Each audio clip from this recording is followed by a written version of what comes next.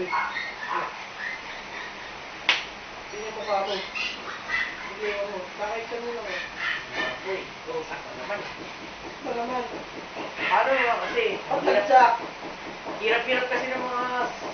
Pinag-aaral kita. Bagsak mo naman. Hirap ng lesson eh. Paano kasi ang lesson? Yung cell, yung parts niya, saka yung pinagkakaiba nila ng prokaryotic saka eukaryotic cell. Ang dami-dami nun. Ba't ka kasi nagtatanong sa amin?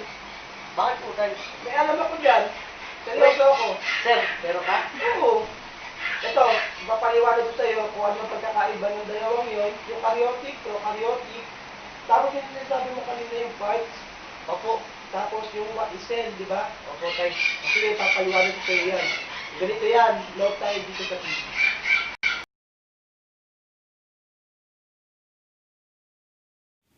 Everything that live are made of cell. Even us, although we can't see them, trillions of cells within our body are worked together to give us the gift of life. The entire human body is made up of cell. The skins are made of cell. Your heart are made of cells.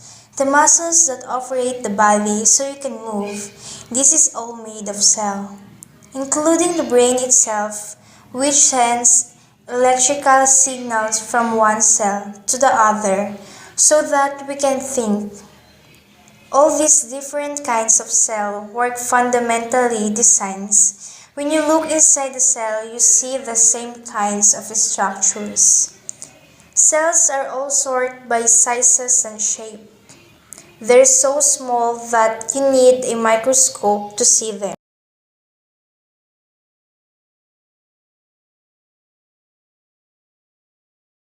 A nucleus. Bacteria are the best known and most studied form of prokaryotic organisms. A recently discovered second group of prokaryotes called archaea also exist. Cells that do have nuclei are classified as eukaryotes. This includes fungus, plant, and animal cells, as well as some unicellular organisms. Ano anak, alam mo na yung pinagkaiba ng dalawa. Opo tayo. Alam ko na po yung pinagkaiba ng prokaryotic saka eukaryotic cell. Susunod, mag-aaral ka naman mabuti ha. Opo tayo. Sige na, pasok ka na, mag-aaral ka na. Sige po tayo.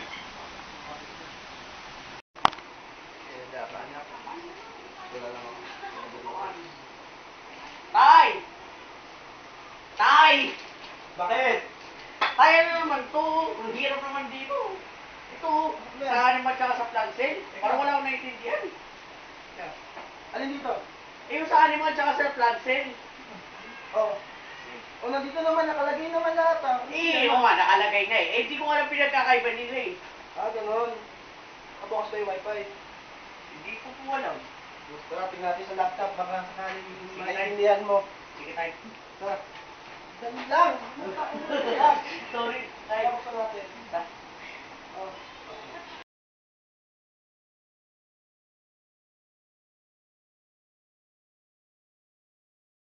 Plant and animal cells are both eukaryotic cells, so they have several features in common, such as the presence of the cell membrane and cell organelles like the nucleus, mitochondria, and endoplasmic reticulum.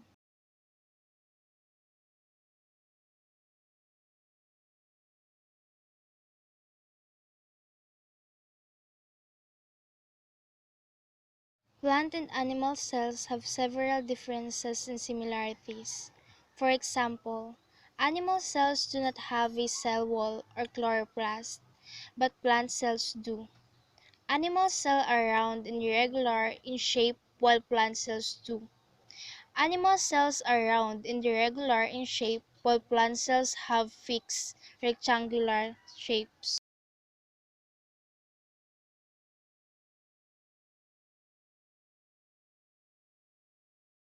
Ayan anak.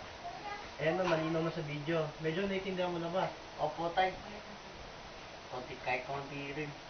Yung animal tsaka plant cell, alam mo na kung ano pinagkaiba nila tsaka pinagkapareho. Opo. Pati effect nun. Opo. Okay. Sige, pag-aralan mo pa ito na mabuti.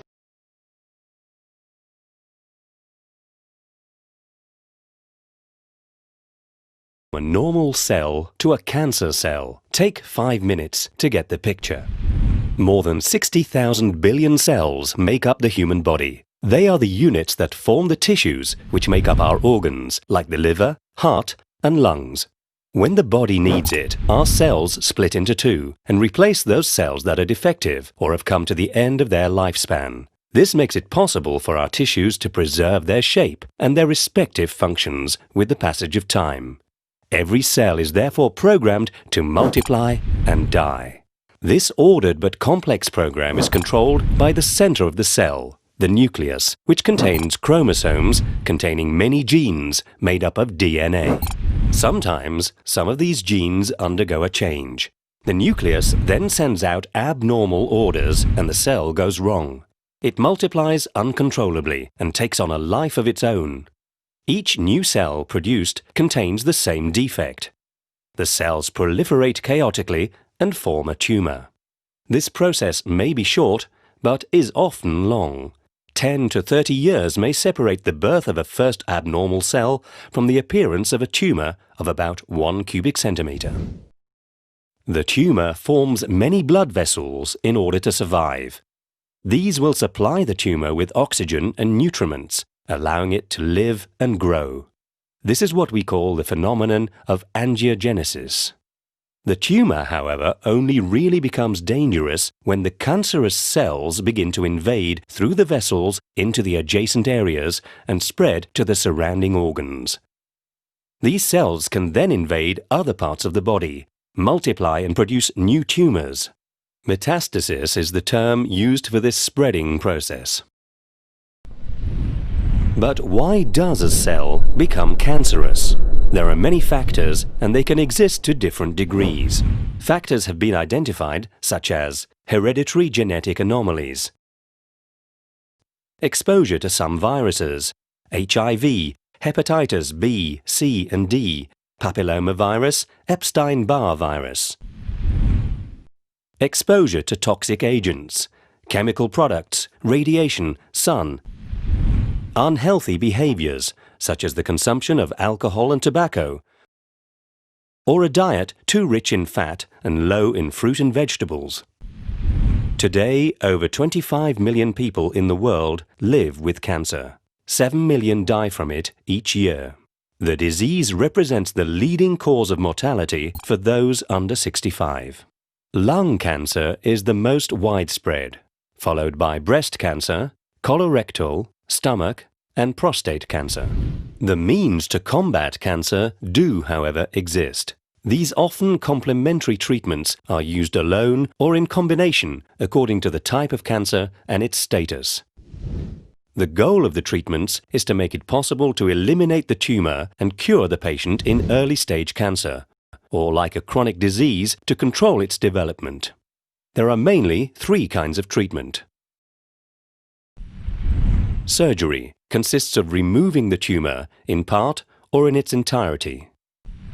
Radiotherapy exposes the tumor to radioactive rays, which prevent the diseased cells from multiplying and destroys them. Chemotherapy consists of administering systemic medicinal substances to destroy the cancerous cells or prevent them from spreading.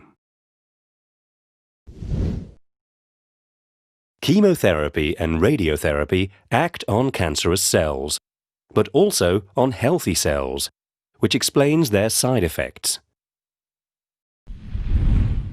But today, better knowledge of the characteristics of cancerous cells makes it possible to develop therapies that target the cancer development mechanisms more specifically. Sanofi Aventis R&D is already present in all these areas to fight against cancer on all fronts.